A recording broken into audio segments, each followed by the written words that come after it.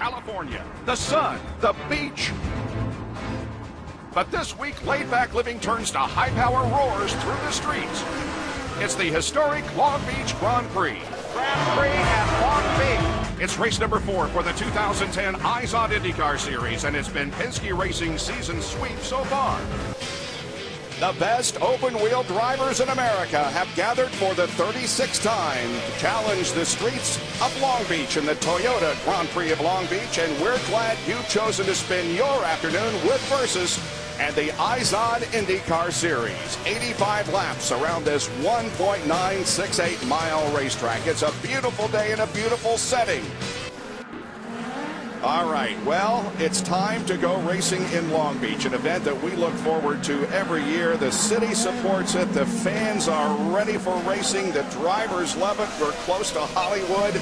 Anything can unfold here in the movie that is about to be unleashed as the cars begin their two-wide formation, looking for and getting the Apex Brazil green flag, and the 36th Toyota Grand Prix of Long Beach is underway. Beginning with roll 1, let me hear you.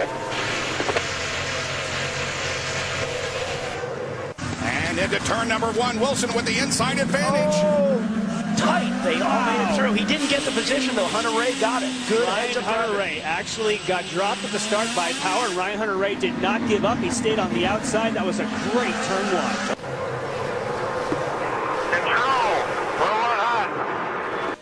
Slides into position number 4 now. TK started back in the 6th spot, so to grab 2 spots as competitive as this field is, he timed that just right. But the sorting out there that we had between Ryan Hunter-Reay and Justin Wilson, that was pretty good respect between those two guys saying, hey, we can't win here on the first lap. On to the backstretch they go, Jack. Well, not only was it good respect, guys, Willpower, Hunter-Reay, Wilson, Canan, Castroneves, all the way down to Tagliani, used the push to pass as soon as the green flag came out.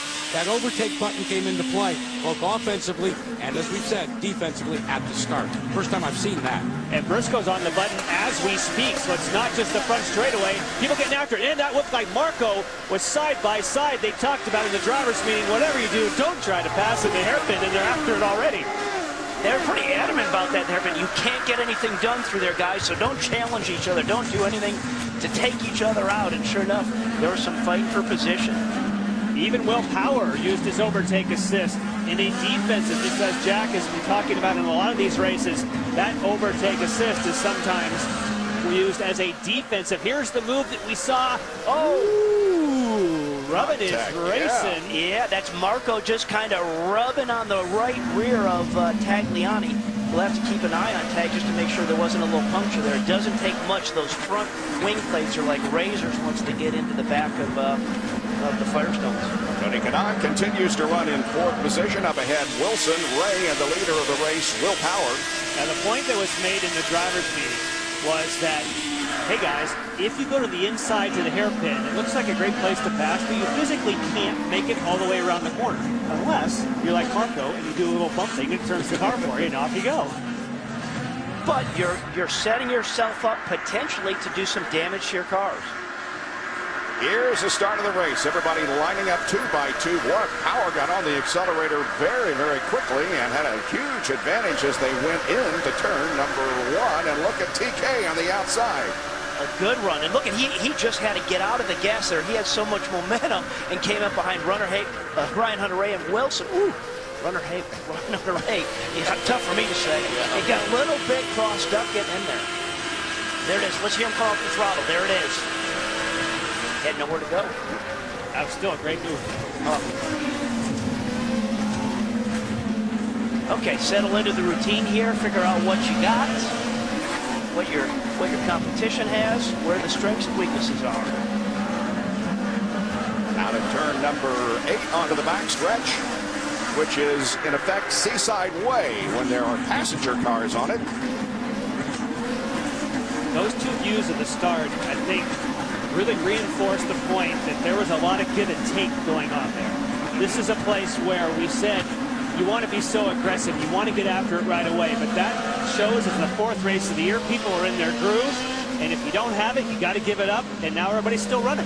Yeah, and that overhead shot where we saw Ryan Hunter-Reay, where the rear just kind of was sliding around. We didn't see that in other shots. So like you say, a lot of respect. On board here with Graham Rahal, who's running back in 22nd position. That's Alex Lloyd just ahead. And ahead of Alex is Danica Patrick and Takuma Sato. 170 miles an hour here. A lot of tough in terms of traction, getting slowed down for turn one. Well, Ryan Hunter-Reay is not letting Will Power get very far ahead. The interval is just a few car lengths, 0.4 of a second to be precise, as they crossed the line last time.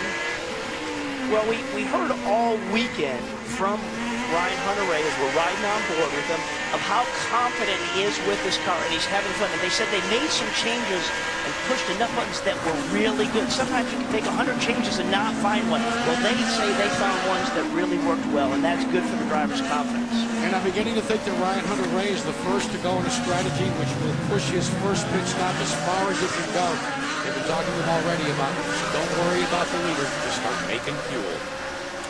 Others who made gains on the start include Mario Moraes, who gained 2 spots, moving up from 15th to 13th. We're in the early stages of the Toyota Grand Prix of Long Beach on Versus.